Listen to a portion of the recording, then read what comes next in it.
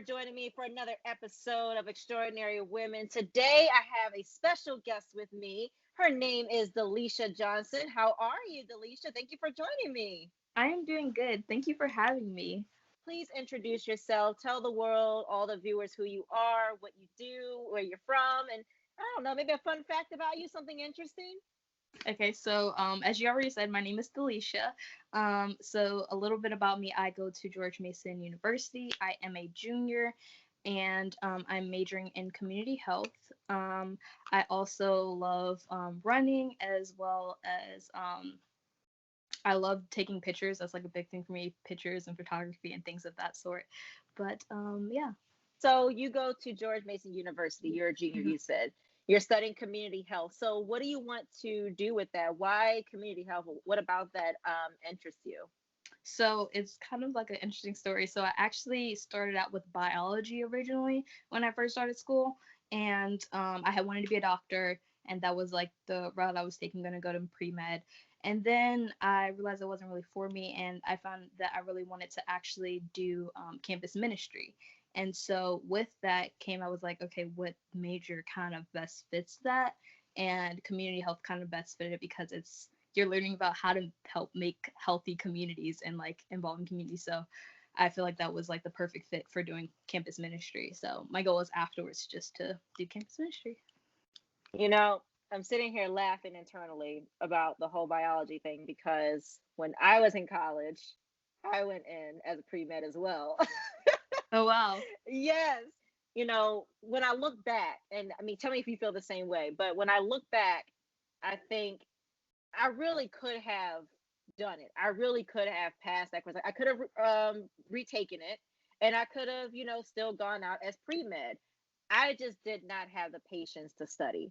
I was too lazy. I did not want to put the effort in. Yeah, I feel like for me, I was because I had one class that I struggled with, which was chemistry, and I also didn't do too well in biostats. And I actually ended up retaking biostats, and I did great. And it was more so just the teacher I was taking. But Hmm. I definitely think I could have continued on doing it. I more so just decided just because it didn't fit the path that I was going anymore. Yeah. So I was just like, no point of doing something that I don't enjoy. I know I can do the work, and I was getting decent grades, but it was no point in me retaking chemistry. I hated chemistry in college, Yeah. but I was just like, why take that again, deal with the same teacher and all that when I can just go ahead and do something else that caters more to what I want to do. Yeah, yeah. Let's just talk about that for a second. Like, you know, thinking back what we could have done differently with certain situations. Do you have, when you think about it, do you have any regrets, on how you handled certain situations, whether it was professional, whether it was relationships, or whether it was just schooling? Do you think about anything where you're like, dang, I wish I could have done that differently. I wish I could have handled that differently. Um, Not any on the top of my head, but what I will say is just like from in general, what I've seen is just I'm thankful for all the decisions that I did make because otherwise it wouldn't have brought me to where I am today. So like Hmm. whatever decisions I did, whatever mistakes I made, it helped me learn and become better and grow from that so I know how to do better in the future. So Yeah. I'm definitely grateful for the mistakes that I did or whatever I did do for like even choosing bio in the first place to start out with. I would have never realized that that wasn't for me unless I went that course. Yeah, yeah, absolutely. I agree with you 100%.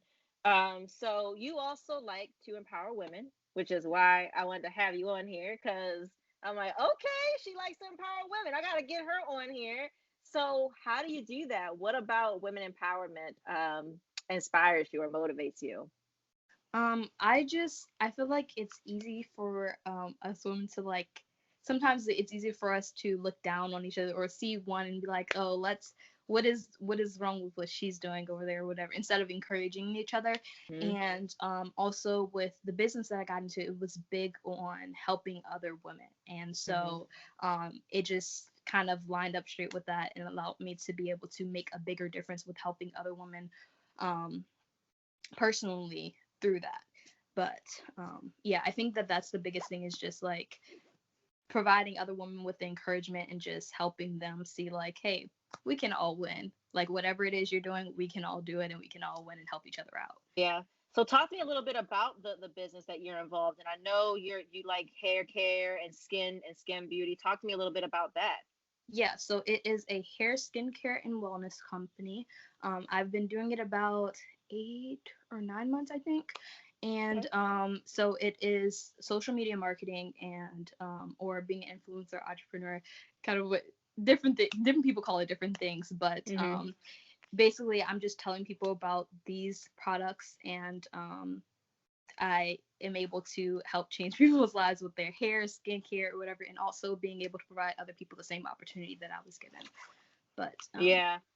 So what are some challenges that you come across doing that? Because I mean, we professionally we all have our own challenges that we face, especially when doing our own small business or side hustle, whether it's branding ourselves or marketing or trying to network and make connections. What are you finding that are some challenges that you're coming across in doing this, and how do you handle those challenges? so a few things. I think first one is discipline. So Mm. like the easiest you when like looking in on someone else doing this, it's like wow, they have like such a great life being able to do this full time, which I don't do this full time yet, but with like seeing other people doing it, it seems so fun and it seems so great. But what you don't think about is the times when you don't feel like doing it or when you don't want to do it, and then also the just the timing of like when you're in a regular structured job, you have the time that you go in, they give you whatever you know what to do, and you do it. Whereas this, there's been when in the beginning I had days where I would like, oh, I'll have this done later on in the evening, and before I knew it, the day was gone. I was like, okay, we have to rework this, and even when I didn't feel like doing it, learning to be disciplined in it, which is something that I'm still definitely growing in. Yeah. But I think discipline is the biggest thing, discipline and consistency. But yeah, those would be the two things I would say. That part about discipline and doing things when you don't feel like doing them, that is key, because that's something that I deal with on a daily basis, whether it's my actual job that I work at as a communications manager, or whether it's something that I do for myself, my home decor business or my podcast. But my husband and I, we were actually just talking about this a couple days ago, and we were saying how it takes a lot to do something that you don't want to do, but it's it's what you have to do. Like it's kind of it's what you want to do. It's your platform. It's what you love to do, and that sometimes is what makes the person the most successful. When you do it and you don't even feel like doing it, that's what helps you grow to success. That's what helps you get to the next level. And I mean that's just an important key factor in having your own business and running your own stuff. It takes a lot. You seem like you would So be a really great mentor. You yeah, seem like you would be a I do mentor a few, especially within the business. Like I have Mhm. people that I mentor, but I think like my I feel like everybody's parents say this, but like you know how parents are like you're gonna be a leader or you're not a leader, you're a follower, which I think is Mhm. great. Like to lead, but there's also people that aren't meant to lead. But one thing I've Yeah. realized is that I do have I always fall in these situations where I am helping lead or I'm just like taking charge and helping other people. And even from like beginning of college and like end of high school, there was people that I would know and I was able to help mentor them and help them with different things that were going on with their lives. And it's just like interesting how it just happens. So I think that like mentoring people is definitely a big thing that I love doing as well though. And you also get a sense of direction for yourself when you mentor. When you help other people, it helps define who you are, helps you figure out things about yourself that you didn't understand before. A lot of confidence. It seems like you got a lot of confidence in yourself, that you're very sure of yourself. Where does that come from? And has that always been something that you've had? Like, did you develop that over time? But you definitely seem very confident. I love that about you. Well, thank you first of all that you think that I'm very confident. I think yes, confidence hasn't always been something that I had, but Hmm.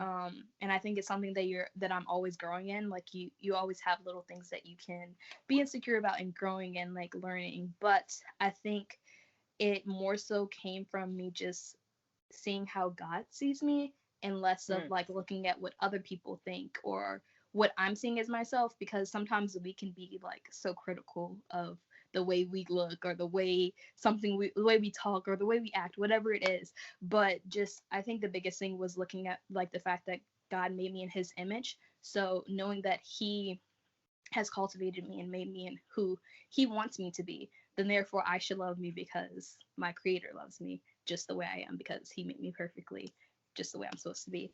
And of course that took me a lot of time to Hmm. develop, and because there's been a lot of things that I have went through from, I think it was like elementary school, where there was kids that would bully me based off of saying I look a certain way or whatever it may have been, and it kind of changed my perception of myself because of what people were telling me during that time. And it took me a while to break down those walls and see myself as the way God sees me. But yeah. That right there, that's what I really want to talk about is having a relationship with God, because we've already talked about this, you and I both, like we've been open about this with each other as far as having a relationship with God. And I'm sis, I'm on the same level, I'm on the same path as you right now, where I am seeing myself how God sees me, and I'm loving myself the way God loves me. So why is it so important to have a relationship with God? Like, why is it so important to you to nurture that relationship? And how did you get to that point? You know, did you grow up being taught about having a relationship with God? Because for me, like I grew up a Christian woman. You know, my parents, they took me to church when I was younger, and I was raised a Christian woman, but I did not understand the meaning of having a relationship with God until, I don't know, very recently, when I realized I need to be talking to him more. I have no idea where I'm going. I have no idea what I'm doing. I need to be talking to him more. How is that with you? Is it the same Yeah. thing with you? So it's kind of a long story. I'll try to make it kind of short. But basically, yes, I grew up in a Christian household. I'm pretty much born in church, born and raised, and that was my whole environment. So my mom works at a daycare that is affiliated with the church. So it's a Christian daycare, as well as she's very heavily involved within the church. So I was there all the time. Even when there wasn't service going on, she had different things she was doing. So I was always surrounded by that. But the biggest thing for me was I knew who God was and I believed in him, but from when I was a little bit younger, I saw it more so of like a fear of God. And yes, you should have, there's a healthy fear of God, and then there's like, I was just like, I'm gonna believe in you because I don't want to go to hell. Like that was like kind of where it Yep. was for me.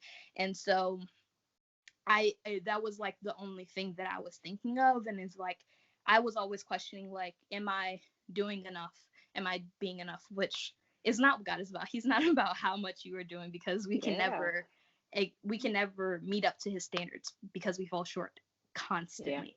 But I think the biggest thing was I think it was in 11th grade. I kind of there was a pastor that came to our church, and she was talking, and I just realized I was like, I need to know God for myself. Like, who are you to me? I know like I'm surrounded by mom and everything, and like her being in church, but I need to know how you fit personally within my life. So I kind of started to dig into that more then. And I think that was like the biggest turnaround for me with my Christianity and my relationship with God. And I tell the story constantly, but one of the biggest parts of that was there was an English class that I had, and we had this like, it was like two different papers. It was like a lot going on. I don't know why she had us doing all this, but the night before I was just like, Lord, I need you to like help this teacher like change one of these dates because I cannot do all this. Hmm. And I remember going in, and then she's like, okay class, like we're gonna change date. And I was like so hyped. I was like, I just want to let y'all know like I prayed and like Jesus answered my prayer. And I was so hyped about it. And I think that was the first time where I was not only like, people knew I was Christian, but it was like I was confident and willing to say like, this is what I believe in. And I just knew who God was for myself. And that kind of grew over time within college, and it has just really changed my life. But yeah. Yeah. I feel that on a spiritual and personal level. I can identify with that 100%. For me, I feel like my relationship grew with God really within the last year, I would say. I used to work in the news business. I used to be a writer and a producer at a local news station here in San Diego. And when COVID hit, that was the first moment of feeling overwhelmed and having anxiety, because every single day, 5 days a week, having to report those number of deaths every day, that that can be so overbearing when you have to do that all the time. And then when the George Floyd protest hit, that was it for me. That was the straw. I'm like, you know what? I I can't do this. Like I need help. And I remember like just feeling I remember feeling lost. I remember feeling like I was in a dark place. And I just remember forming a relationship with one of the news anchors, and she kind of helped guide me back to, God's word, what he says and what he wants for you, what he does for you. And that was the moment where, I started to understand what it meant to have a relationship with him and to nurture that. Every day now, I wake up, I talk to him. I just thank him. It doesn't have to be like a crazy, like long prayer. It's just a simple thank you. I'm alive, open. I'm COVID free. Thank you, Jesus. It's if you just find something that you are grateful for, that is the start of having a relationship with him. Just saying out loud the things that you're grateful for, whether it's mom, dad, I don't know, good health, whatever it is. Yeah, So I relate to that on a spiritual and a personal level, yeah, 100%. exactly. I think it's so important to like just talking to him. I think that Yeah. that's like some of the biggest things, like when it came to building my relationship with God, was just talking, like how I talk to a friend. And it was crazy, like whenever there was something going on, like I'd be like, look, like this is what's happening, or this person's getting on my nerves, like help me because like I Mhm. don't want to go out. And like it was just simple things like that, of talking to him as who I was, not trying to make this elaborate prayer of with all these fancy words, but as me.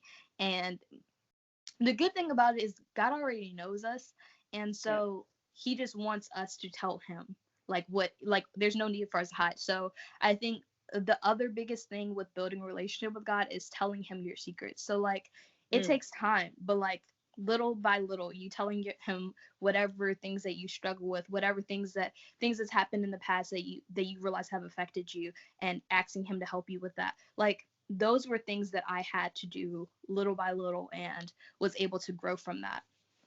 And doing that, it also builds wisdom. Like, I mean, I don't know about you, but since I've been doing that too, and since I've been acknowledging him, since I've been, not just acknowledging, but listening to him, I have grown.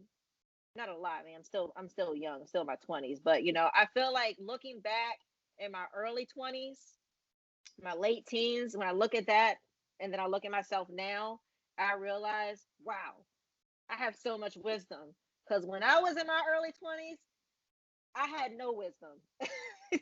I didn't even know what the word wisdom meant until, being in my late 20s. And I don't know, that probably came with just like, again, like just being married and then like going through some of the things that I went through. But, when you talk to him and you tell him the things that you want, when you tell him what you need, um, you become wise. That's usually how it works. You tell him what it is you think you want, and he gives you wisdom. He Yeah, gives you growth. yeah, and So, that's a big thing too with like I didn't know, like, so there's knowledge and then there's wisdom, and how like mm, someone told me this, like wisdom is applied knowledge. So like you can have the knowledge of knowing this information, or and mhm. then there's knowledge and then there's also understanding of it. So like when you understand, it's because of what you've been through, and like now you understand this. And then wisdom is like, I know this information now, and therefore I'm going to apply it. And I think that's like a big thing when you talk to God and everything. You're like, okay, I know that I need to talk to him, but now that I'm talking to him, now I understand like this is growing, and like this is how he's been able to teach me whatever things that you're learning and things like that. Yeah. Way of you. What are some common things that you've heard people like misjudge you on, and how do you handle those? um I think The biggest thing that I can think of would be just that I'm quiet. It would depend on who I'm around when I might meet someone new, but because when I first meet someone, I'm more so like I have to sit back and like evaluate everything, and like so I'm not as outspoken. I'll talk, but I'm not as talkative. But I'm actually super talkative. Like I talk too much. It's kind of bad, but sometimes I need to learn like to be quiet. And so some people that like when I was in high school, I remember people being like, "Oh yeah, Delyshia doesn't talk." And when I heard them say that, I was like, "What?" I'm like, "Yeah, y'all don't know me because I could talk your head off, but." Yeah. You know, reason why I asked that question is because in my last season, I had a lot of news anchors and news reporters that were on the podcast. You know, people that a lot of people knew locally. To them were kind of like celebrity, like local celebrities, and I work with these people on a daily basis. And even I felt like, oh my goodness, they're so amazing. Oh my goodness, they're so cool. And when I got to know them on a personal level, I didn't even realize how reserved and how laid back and how sometimes even how sensitive they are. Like you see these people on TV and you think, "Oh wow, they got it going on. They must have it all figured out. They got a lot of this going on." Nope, that is not the case. A lot of the reporters that I interviewed, a lot of them shared, the common thing where, okay, yeah, I look happy to be on TV, but I really do get sad a lot. You would never think I get sad. You would never think I get depressed sometimes. You would never think that, I have a meltdown because you don't see that side of them. So that's why I always ask that question, because you never know what someone is battling internally or behind closed doors. You never know what their story is. What is something that you have learned to accept about yourself and love about yourself? And what is your definition of self love? How do you view that? Um, let's see. I think self love is just kind of exactly how it sounds like you're loving yourself exactly for who you are, like raw, real, just you. But I think one of the things that I can think of off the top of my head that I used to not like was my hair. So my hair is 4C curls. They're super tight, and it's kind of like changed over time because when I was like really little, it was slightly of a looser curl, Mhm. and then it changed to like this coarser curl. And I would see people whenever I would see people on like other pictures, people around me with curly hair. It was always with quote unquote what I would see as this pretty curl, and I had what was thought of as like nappy hair. And learning to love my hair for what it is and wearing it in different styles and learning to do that, that was like one of the things I had to grow and for sure. Mm. Sis, I feel like we are long lost sisters for real. Cause I feel that I relate to that 100%, like 1000%. I was in the same place. I remember having the same issue with accepting my hair, my natural blackness. I did not love it because I felt like it was, I don't know, I felt like it was unpretty. I grew up in a predominantly white neighborhood where I didn't look like the rest of my friends. All of my other friends, they had the silky straight hair, and if they were like biracial too, then they definitely had like that. Uh, they had the curly, like pretty loose curl hair, and I remember going through a phase where I constantly would change my hair, braids, weaves, dye it. At one point, I cut it short, like good girl gone bad, Rihanna, cut it short, and and that actually for a little while that gave me just a little bit of confidence, little bit of boost of confidence. But then when I realized how hard it was to maintain short hair with a perm, I'm like, oh my gosh, why did I do this? I should have never cut my hair. I'm so much more worse looking. But you know, eventually started to learn, you know what, this is who I am. This is what I got. I'm gonna work with it. And when you learn how to love yourself, nobody can tell you how to love yourself. That's the key. Like nobody can tell you how to love your hair. You know Yeah. how to love your hair. You know how to nurture your hair. You know what oils to use. You know what Ex- oils I'm talking about to make your hair look all fly and nice. So exactly. yeah, so I definitely relate to that on a personal level, and I'm glad you shared that too. I'm glad you were open about that because imagine how many other girls are your age feeling the same way, that they don't accept their hair for what it is, or they don't really accept their blackness for what it is. So I'm glad that you were open about that. I appreciate you putting that out there and saying that. That was very, Of course. I feel like, brave of you to say that.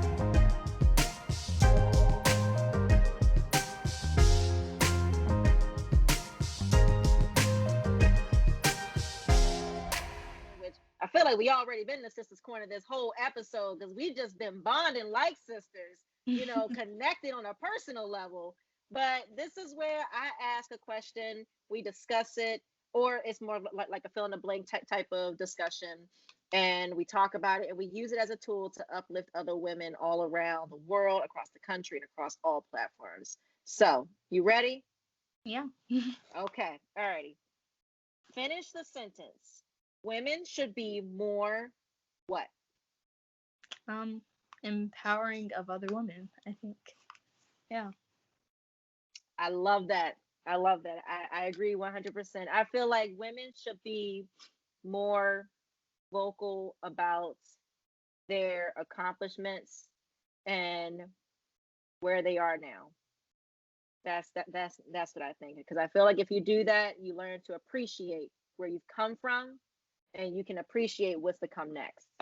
Hmm. So, but empower more of the women. I like that too. That's a good one. Yeah, I just think it's so easy for at least from like what I've seen in the past, because like we're trying to all make it, and whatever it is that we're trying to do, it's easy for us to, instead of trying to help the other one up and like, here's what I've learned, here's that information, it's like, let me keep this to myself so that I can make it up, like, instead of that person. But I think if we all collectively, I always say it's collaboration over competition.